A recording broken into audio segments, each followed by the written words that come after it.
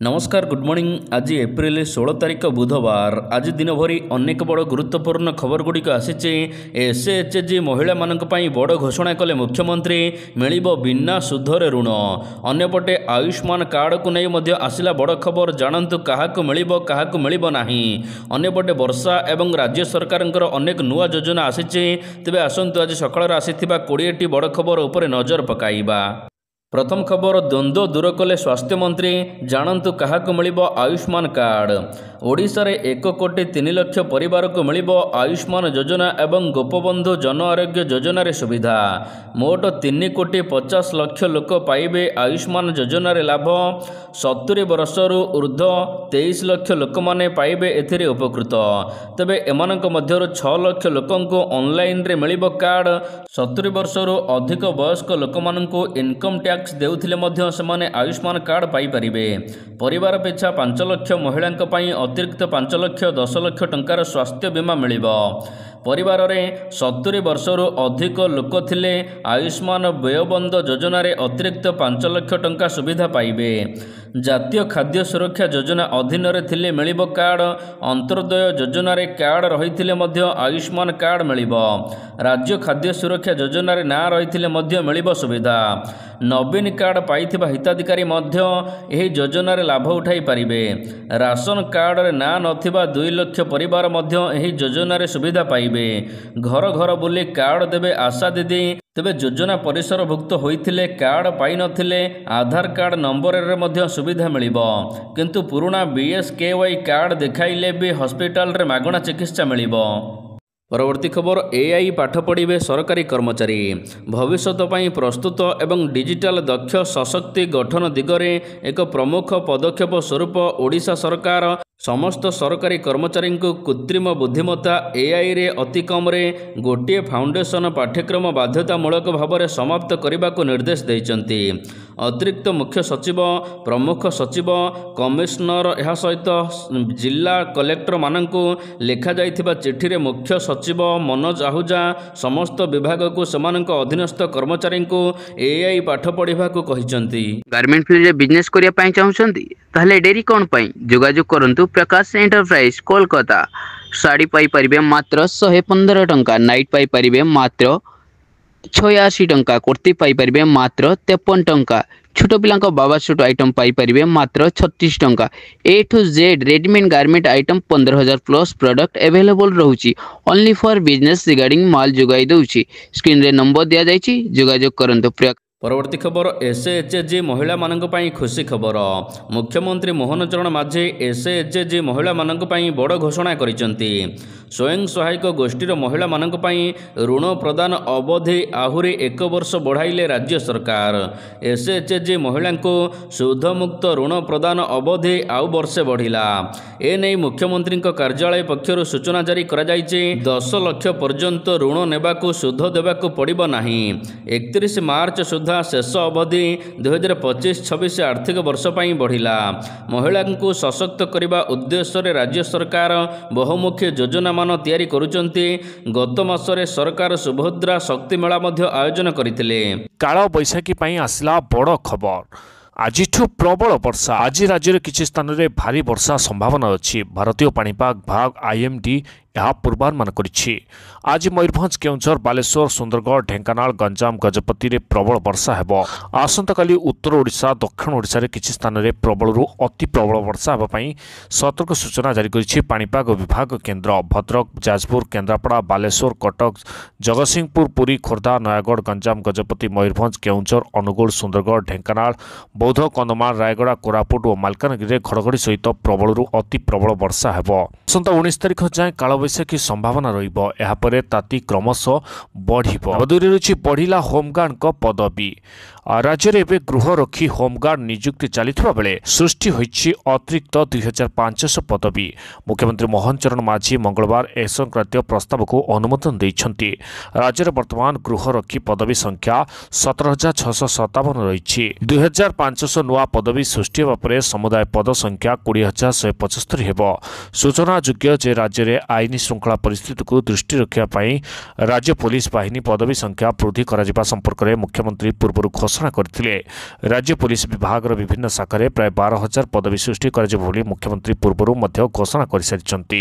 नवदिन रही एप्रिल 19 रे नितिन गडकरी आसबे ओडिशा। केंद्र सड़क परिवहन और राजपथ मंत्री नितिन गडकरी एप्रिल 19 तारिख दिन दिनिकिया ओडिशा गस्तरे आसबे ବୋଲି राज्य बीजेपी उपसभापति गोलक पात्र सोमवार सूचना दैछन्ति। सांबादिकଙ୍କ सहित आलोचना समय से कहिसन्ति जे सड़क परिवहन और राजपथ मंत्री एप्रिल 19 रे भुवनेश्वर आसी बरमुडा ग्राउंड रे राज्य पई अनेक जातीय राजपथ प्रकल्प उद्घाटन करिवार कार्यक्रम रहिछि।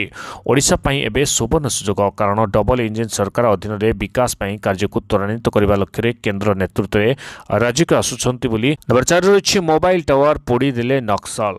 मालकानगिरी जिलार सीमांत छत्तीसगढ़ केजंग ग्राम रे रहितबा मोबाइल टावर को नियारे पोड़ी दैछन्ति नक्सल। कोंडा गांव जिले में पुणी नक्सल निजर उपस्थिति जाहिर करछन्ति। बुधवार राति रे सशस्त्र नक्सल बायानार अंचल रे केजंग ग्राम रे पहुंचथिले। राति रे मोबाइल टावर को टार्गेट करी निया लगाई पोड़ीदेवा सहित सेठारे ब्यान पोस्टर छाड़ी जाइछन्ति। बयानार एआर कमिटी नक्सल संगठन पक्षरु करा जाइथिबा स्वीकार करा जाइछि।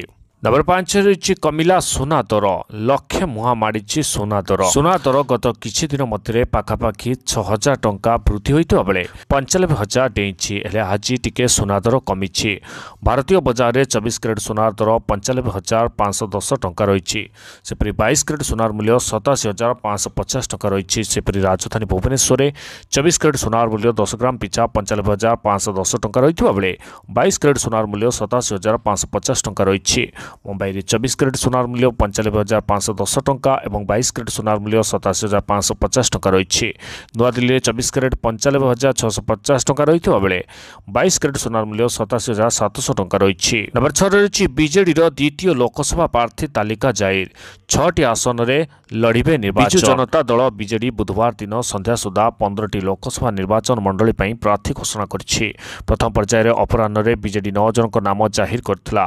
द्वितीय पर्यायर संध्यारे 6 जन प्रार्थी नाम जाहिर करिछि। बीजेडी 6 जनिया लोकसभा प्रार्थी तालिका पुरी अरूप पट्टनायक, कटकरू संतृप्त मिश्र, जाजपुर शर्मिष्ठ सेठी, जगतसिंहपुर श्री राजश्री मल्लिक, कंधमाल अच्युत सामंत, ढेंकानाल अविनाश सामल प्रार्थी होइछन्ति। गतकाली प्रथम पर्यायर 9 लोकसभा प्रार्थी नामांकन घोषणा करथिला। संबलपुर प्रणव प्रकाश दास, कलाहांडी लंबोदर नियाल, भुवनेश्वर मनमत राउतराय, केन्द्रापड़ा अंशुमान महांती, नवरंगपुर प्रदीप माझी, सुंदरगढ़ दिलीप तिर्की, मयूरभंज सुधा मारांडी, आशिखारू रंजिता साहू, कोरापुट कौशल्या हिका टिकेट देछि। नंबर 7 रही विजु पट्टनायक प्रतिमूर्ति को जालीदेले दुर्बृत्त। विजु पट्टनायक प्रतिमूर्ति को जालीदेले दुर्बृत्त। गतकाली सकाळे ओडिशा रे बलांगीर जिलार पाटनागढ़ विज्ञापित अंचल परिषद ब्लॉक छकरे किछि लोक पूर्वतन मुख्यमंत्री विजु पट्टनायक प्रतिमूर्ति को पोड़ी देइथिबा देखिबाक मिलिछि। ब्लॉक छकटारे दीर्घदिन होला पॉलिथिन घोड़ाई होई रहितबा प्रबाद पुरुष विजु पट्टनायक प्रतिमूर्ति रे दुर्बृत्त माने जानी सुनी न्याय लगाई देई पोड़ी देइथिबा अभियोग सामना को आसिबा परे विभिन्न महल रे एहाको नै तीव्र निंदा देखिबाक मिलिछि। नंबर 8 रहिछि भांगर को व्यापिला हिंसा। मुर्शिदाबाद परे पश्चिम बंगर दक्षिण 24 प्रांगण में वाकफ संशोधन आईन विरोध में प्रतिवाद समय भारतीय धर्मनिरपेक्ष मोर्चा आईएसएफ समर्थक माने पुलिस सहित संघर्ष करने पर हिंसात्मक संघर्ष घटी।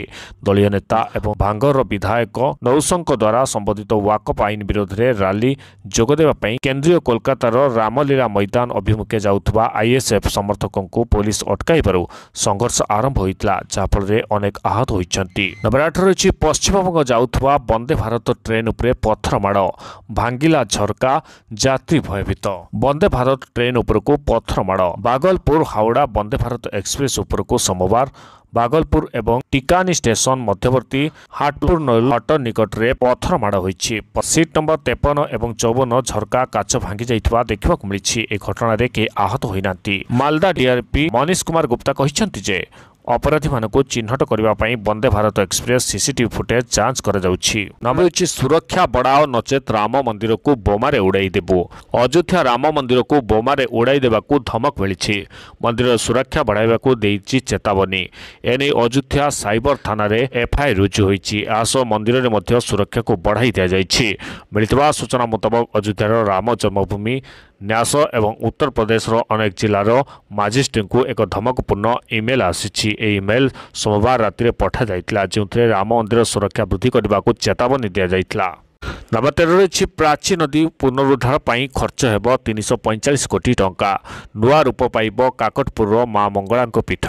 प्राची नदीर पुनरुद्धार पर 345 कोटी टंका खर्च हेब। एथिपाई डीपीआर प्रस्तुत करिसेंती राज्य सरकार। एने सूचना देले उपमुख्यमंत्री प्रभाती परिड़ा। सेहिभली माँ मंगला पीठरे सौंदर्यकरण पर प्रस्तुत होईची डीआरपी। सौंदर्यकरण पर खर्च हेब 122 कोटी टंका। परवर्ती खबर आज देशव्यापी ईडी ऑफिस घेराव करिब कांग्रेस। न्याशनल हेराल्ड सहित जड़ित मामलें प्रवर्तन निर्देशालय चार्जसीट दाखल करिछि। एही चार्जसीट्रे कांग्रेस सांसद सोनिया गांधी एवं लोकसभा विरोधी दल नेता राहुल गांधी को अभियुक्त दर्शा जाइछि। कांग्रेस एही पदक्षेप को प्रतिशोध राजनीति बोली कहिछि। एथिपाई प्रधानमंत्री एवं गृहमंत्री को टार्गेट करिछि कांग्रेस।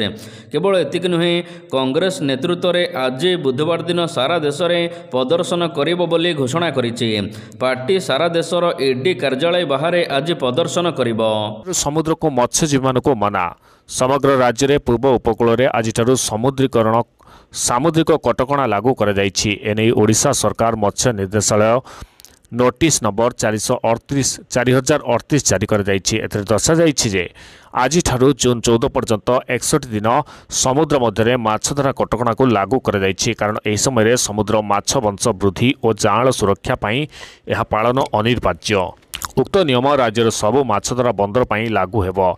एक क्रम राज्य बृहत पारादीप माछधरा बंदर रे रविवार ठारू बोट गुड़िक बर्थर रे बंधा जाइछि। नंबर 15 रही दिल्ली आपणाइब ओडिशा मॉडल। विधायक माने विधानसभा रे कागज व्यवहार करने परिवर्ते टैबलेट व्यवहार करने को व्यवस्था होइछि। ओडिशा विधानसभा कागज विहीन प्रक्रिया अनुष्ठित करने दिल्ली रे बाचस्पति विजेंद्र गुप्ता 3 दिनिया भुवनेश्वर गस्तरे आसिछंती।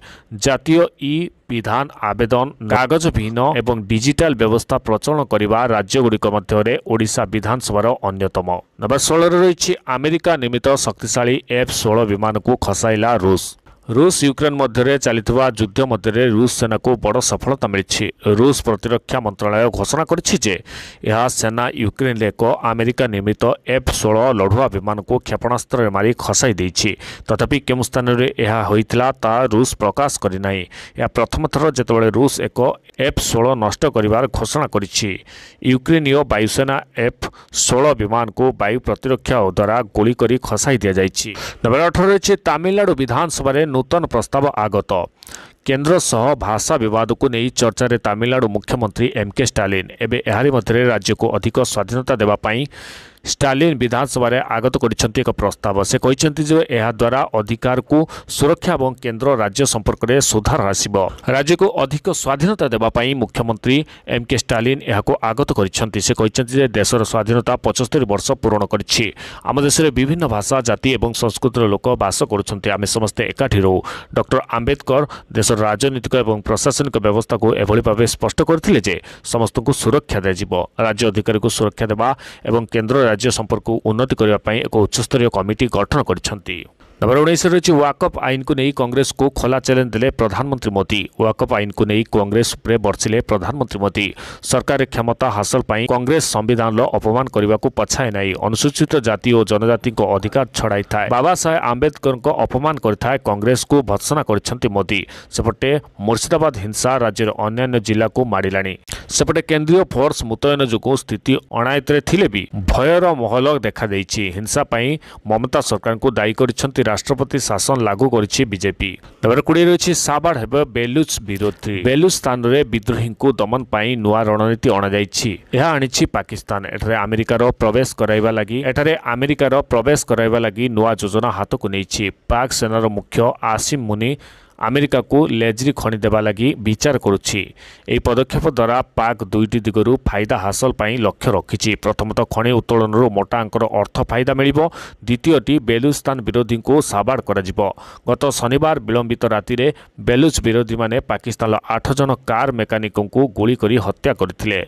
परवर्ती खबर बांग्लादेश पाई टीम इंडिया घोषणा। 2025 आईपीएल पर इंग्लैंड गस्त करिबो टीम इंडिया। जेउठारे दुई दल मध्य 5 ପାଞ୍ଚଟି ଟେଷ୍ଟ ମ୍ୟାଚ୍ ଖେଳାଯିବ। ଏହାପରେ ଭାରତୀୟ ଦଳ ଓଡିଆଇ ଏବଂ T20 ସିରିଜ୍ ପାଇଁ ବାଂଲାଦେଶ ଗସ୍ତ କରିବ। ଭାରତୀୟ କ୍ରିକେଟ କଣ୍ଟ୍ରୋଲ ବୋର୍ଡ ଏହାର କାର୍ଯ୍ୟସୂଚୀ ଘୋଷଣା କରିଛି। ଟିମ୍ ଇଣ୍ଡିଆ ଏହି ଗସ୍ତ ଅଗଷ୍ଟ 17ରୁ ଆରମ୍ଭ ହେବ। ମ୍ୟାଚ୍ ଶେଷ ଅଗଷ୍ଟ 31 ଯାଏ ଖେଳାଯିବ। ଚାମ୍ପିୟନ୍ ଟ୍ରଫି 2025 ପରେ ଏହା ଟିମ୍ ଇଣ୍ଡିଆର ପ୍ରଥମ ଧଳା ବଲ୍ ସିରିଜ୍ ହେବ। ଭାରତୀୟ କ୍ରିକେଟ କଣ୍ଟ୍ରୋଲ ବୋର୍ଡ ଅଗଷ୍ଟରେ ବାଂଲାଦେଶ ଗସ୍ତର 3ଟି ଦିନିକିଆ ଏବଂ 3ଟି T20 ସିରିଜ୍ ଖେଳିବାକୁ ପ୍ରସ୍ତାବ ଦେଇଛି। ଏହି ଗସ୍ତରେ ଓଡିଆଇ ସିରିଜ୍ ମଧ୍ୟ ଆରମ୍ଭ କରାଯିବ। ପ୍ରଥମ ମ୍ୟାଚ୍ ଅଗଷ୍ଟ 17ରେ ଖେଳାଯିବ।